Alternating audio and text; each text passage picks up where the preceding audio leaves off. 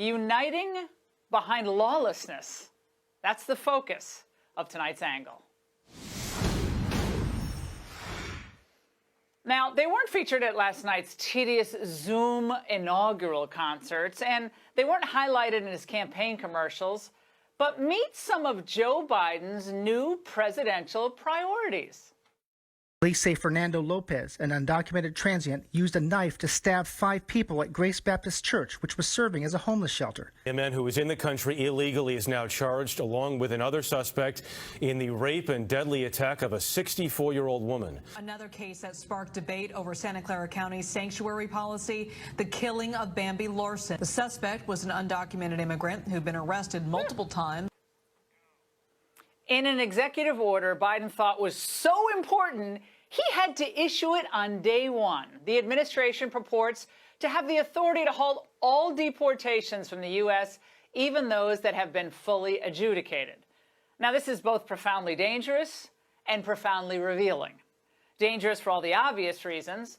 Biden's move will cause an explosion in violent crime and COVID.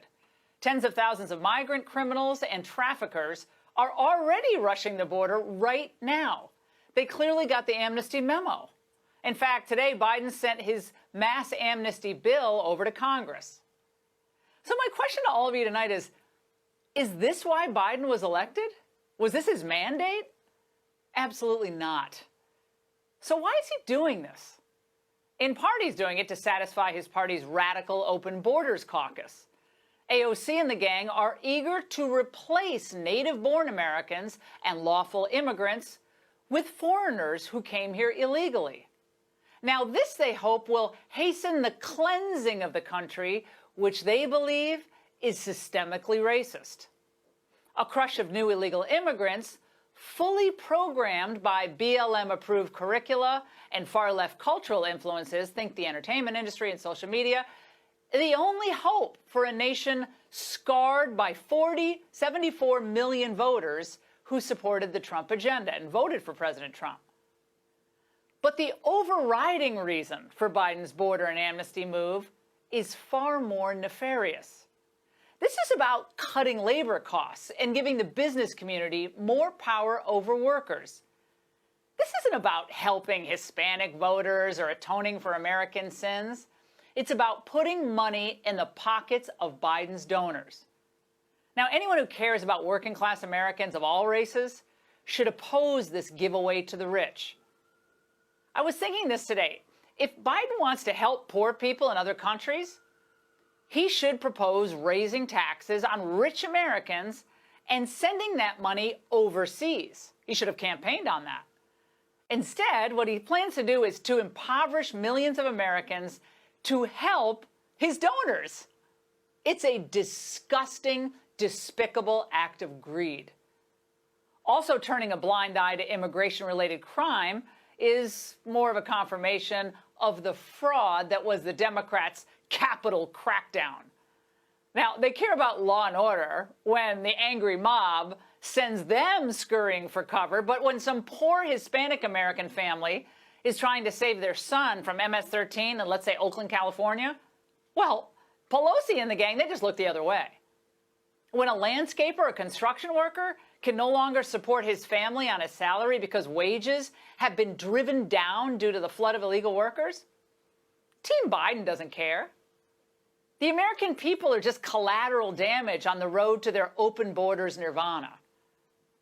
Now, here's what's in the slew of executive orders Biden signed. So he's seriously going to be curtailing interior enforcement, stopping deportations for 100 days, if you believe that, it's just 100 days, halting construction and funding for the border wall, ending travel restrictions from hotbeds of terrorism, and reinstating DACA, requiring illegals be counted in the census. Now, every single one of those provisions hurts the average American. How? Lower wages, more crime, crowded schools, increased terror threat, stretched local budgets. A total nightmare. And as I said, if you believe the deportation stoppage is only going to be part of the branded 100-day effort, I have a bridge to sell you. Of course, the Biden flacks are already, though, trying to sell you the Golden Gate. This pause will allow the administration to review and reset enforcement policies and ensure that resources are dedicated to the most pressing challenges. More lies. Anyone who has entered the U.S. illegally before November 1st, 2020, will have their deportations halted. By the way, how will Biden really reprioritize enforcement when nearly everyone being removed now, or when Trump was president, already had a criminal record? Now, according to ICE, the vast majority of interior removals, 92%, had criminal convictions or pending criminal charges, including 4,276 known or suspected gang members and 31 known or suspected terrorists. My friends, this is a catastrophe. The tsunami of illegals trying to cross the border has been building for months. U.S. Border Patrol agents apprehended nearly 208,000 migrants during the first quarter of the fiscal year 2021, that begins in October, who illegally crossed the southwest border between ports of entry. This is the highest first quarter figure since the fiscal year 2000. Wow. Now, don't forget, anyone who questions Biden's dangerous border giveaway, anyone who raises any questions about what I've told you tonight, will be vilified. The harsh, ugly reality that racism, nativism, fear, demonization have long torn us apart. The battle is perennial, and victory is never assured. Sorry, I almost fell asleep during that. Now, the Biden establishment it expands beyond Democrats, and it's the global establishment. That's music to their ears. They always stick together on this issue, as they stick it to the poor and the middle class. We've seen nationalism distorted into nativism. We've forgotten the dynamism that immigration has always brought to America. This ugly populism that he embraces and the protectionism. Nativism and prejudice against immigrants. That's nativism or xenophobia. We must decide whether we will continue to be prisoners of the darkest of American forces. Oh, my God. If those are the elites, we're in trouble. Okay, so the violent drug dealers, human traffickers, gangbangers, those aren't the dark forces, according to John Meacham, historian. The American people who support legal but not illegal immigration are the dark forces. Oh, I got it. This is a really simple game we're playing here. Very easy. Now, on the issue of the border, as with so many other issues, Democrats are going to claim to be champions of the disadvantaged as they promote policies that make life more difficult for working class Americans and the disadvantaged. So just tonight, we learned that thousands of National Guardsmen were forced to vacate the U.S. Capitol and are now taking their rest breaks outside in a nearby parking garage. Okay? So the question is, why are our National Guard troops still in Washington? Every governor should insist that they be pulled out and treated like American heroes, not second-class citizens. Or maybe they should just be treated as well as the people crossing the border illegally.